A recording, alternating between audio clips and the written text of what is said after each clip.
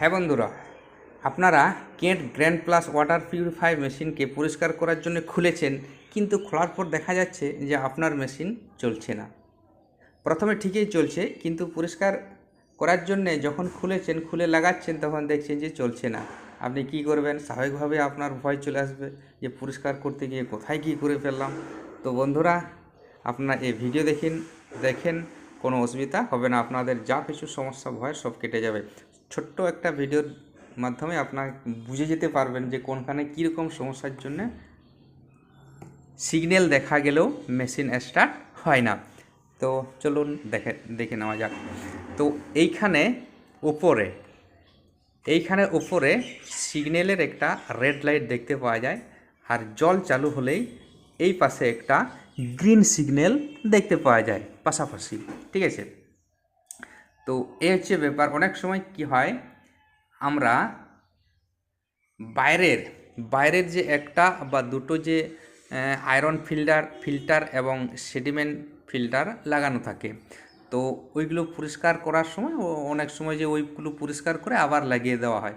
আবার অনেক সময় দেখা যায় যে এই যে আরও ফিল্টার, ইনলাইন ফিল্টার বা অন্যান্য ফিল্টারগুলো আমরা যখন পরিষ্কার করার পর আবার লাগিয়ে দিই, তো ওটা আপনারা নিজেরাই করতে পারবেন।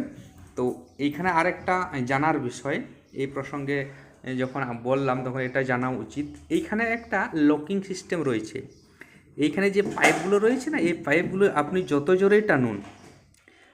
জোরেই টানুন আপনি খুলতে পারবেন না। এই যে এখানে দুটো অংশ রয়েছে, এই একটা আর এই একটা।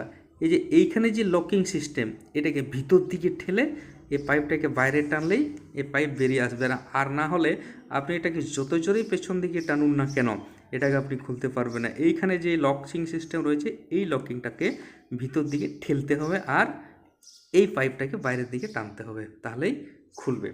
তো মেন বিষয়ে আসি। যদি মেশিন চলাকালীন পরিষ্কার করার জন্য ট্যাঙ্ক খুলে যখন লাগাতে যাচ্ছেন মেশিন চালু হচ্ছে না, তো সেই ক্ষেত্রে কী করা যায়? অনেক সময় দেখা যায় যে মেশিন চলাকালীনই বন্ধ করার পর আপনি ট্যাঙ্ক সব পরিষ্কার করলেন, তারপর যখন লাগাতে যাচ্ছেন দেখবেন তখন মেশিন স্টার্ট হচ্ছে না। সেই ক্ষেত্রে প্রবলেম হওয়ার দুটি কারণ রয়েছে। এক হচ্ছে নিচে যে সেন্সার রয়েছে, এইখানে নিচে একটা সেন্সার রয়েছে, ওই সেন্সার সেন্সারের কাজ না করা। আর দ্বিতীয় হচ্ছে এইখানে যে ওয়্যারগুলো রয়েছে, এই ওয়্যারগুলো বাইরে ওই সেন্সারের সাথে জড়িত রয়েছে, ঠিক আছে। এই ওয়্যারগুলো কি হয়, অনেক সময় যখন ওই খোলা হয়, ট্যাঙ্কটাকে খোলা হয়, তখন এই ওয়্যারগুলো অনেক সময় ডিসকানেক্ট হয়ে যায়। অনেক সময় ডিসকানেক্ট হয়ে যায়। এইগুলো এখান থেকে এটাকে আলাদা করা যায়, আর এখান থেকে এটাকে আলাদা করা যায়। অনেক সময় ডিসকানেক্ট বা লুজ কানেকশন হয়ে যায়। তখন সেই ক্ষেত্রে কী করা হয়, এইগুলোকে টাইট দিলেই বা এগুলোকে ভালোভাবে এখানে পুশ করলেই, ভালোভাবে এটাকে এখানে টাইট করে এখানে ঢুকিয়ে দিলেই এটা আর কোনো অসুবিধা হবে না। তো এইখানেই মেন প্রবলেমের, আর বাকি কোনো প্রবলেম থাকে না।